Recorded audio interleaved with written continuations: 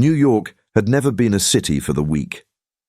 Always full of movement, noise, lights and shadows, the city represented everything Shane Gillis had fought to achieve. After years of hard work, his career as a comedian had finally seemed to take off. He had become a respected name in the comedy scene, performing at major clubs with a growing fan base. But something was wrong. Shane looked at the busy streets of Manhattan as he walked home alone on a cold November night.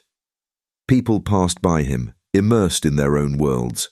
The city lights flickered as if trying to distract him, but he knew something was missing. Something inside him. He felt an emptiness, a lack of purpose that he couldn't fill with jokes, fame, or the noise of his success. He got lost in his thoughts, his heart heavy as he walked through the city center. That was when something made him stop. On the sidewalk, the figure of a man sitting on the curb caught his attention. The man was hunched over as if carrying the weight of a lifetime. His clothes were dirty and worn, and he seemed to have been there for hours, maybe days. Shane hesitated, but couldn't look away. There was something about that man, something that made him feel a strange connection.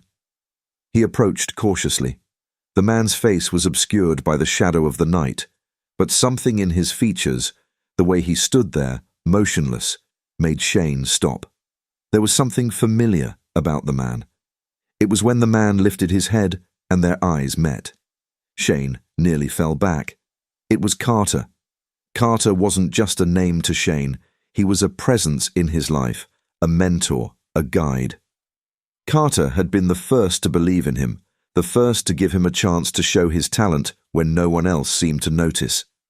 He had been the man who, without hesitation, reached out to Shane with a confident smile and a clear vision of who Shane could become. Now there was Carter, at the end of a dark street, his life reduced to a pile of rags and loneliness. Shane didn't know what to do. The pain he felt in that moment was overwhelming. Shane sat next to Carter, saying nothing, just looking at him. The streets were quiet, and the cold wind cut through his skin. It was as if time had stopped, and the silence between them was a reminder of what had been, what could have been, and what was being lost. He remembered the first day he walked into Carter's small comedy club, when the hope for a career was just a distant flame. He was still at the beginning, not knowing if he could really stand out among so many other comedians. He was just another face trying to make someone laugh. But Carter hadn't treated him like just another. The old club was simple, with dim lights and a worn wooden stage. But for Shane, that stage was all he had. And Carter, the man behind that place, had been the first to understand that. If you're going to do this, Shane, you have to be real. The stage isn't going to hug you, and the audience will laugh at you if you try to be someone you're not. So, be yourself. And if that's not enough, at least you'll have the truth. Those words still echoed in Shane's head to this day.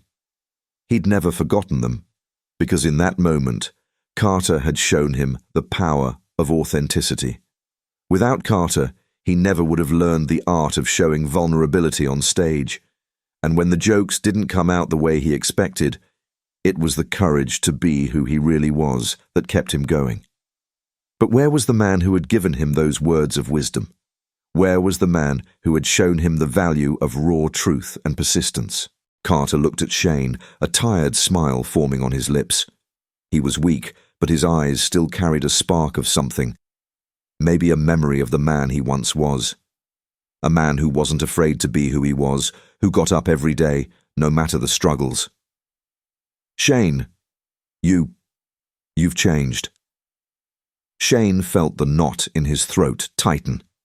Changed. He had done so much to get here, but the feeling of helplessness in front of Carter, now in his desperate situation, made him question everything he had achieved. How had he let this happen? I remember the day you told me I had something special, Carter. And you were right. You gave me what no one else gave me, a chance. And look where I am now, "Look at what you did for me." But what happened to you?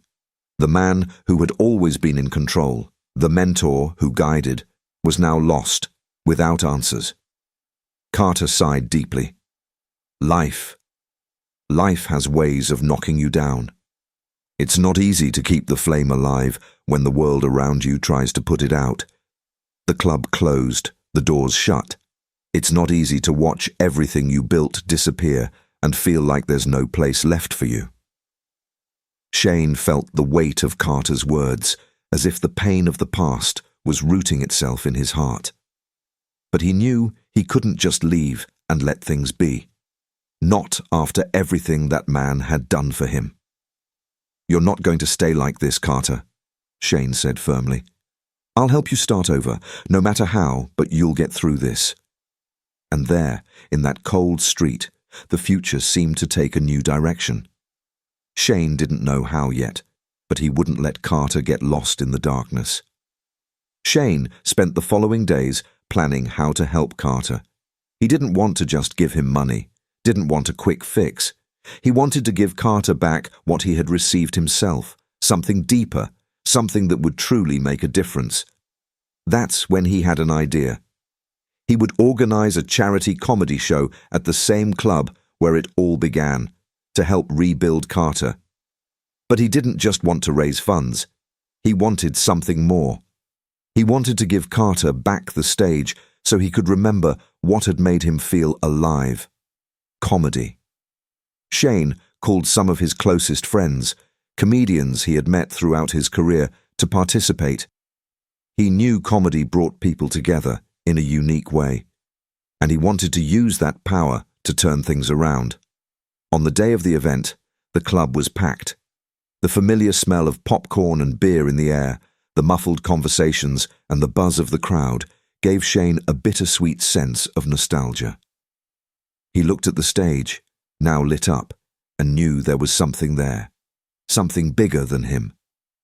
Carter was backstage, hesitant. He didn't know if he still had the courage to go on stage, but Shane approached him with a firm look. "You're not alone, Carter. The stage is yours again. It's going to be like before. Only now you'll see how important you are to all of us." Carter took a deep breath and stepped onto the stage. In the first few minutes, his voice trembled, but Shane felt the audience was there for him. They wanted to see him. They wanted to hear his story, the truth he had to tell. And then, the miracle happened. Carter began to loosen up, to find his rhythm. The audience laughed, not just at the jokes, but at the raw truth he shared. And when he made a joke about his own situation, laughing at himself, the crowd erupted into applause. The night was magical, but more than that, it was the rebuilding of a life. Shane looked at Carter, and both knew that this moment would mark the beginning of a new journey for him. From that night on, Carter's life began to change. He started performing more, teaching comedy to young comedians, and regaining the confidence he had lost over the years. Shane was by his side every step of the way, repaying the favor Carter had done for him years earlier. But most importantly, Carter had found his purpose again. And Shane, more than ever, understood that true success wasn't in the applause, but in the ability to help someone rise again when everything seemed lost. If you've made it this far, leave a comment telling us what you think about Shane Gillis's attitude in helping Mr. Carter as a way of showing gratitude for everything he did for him in the past.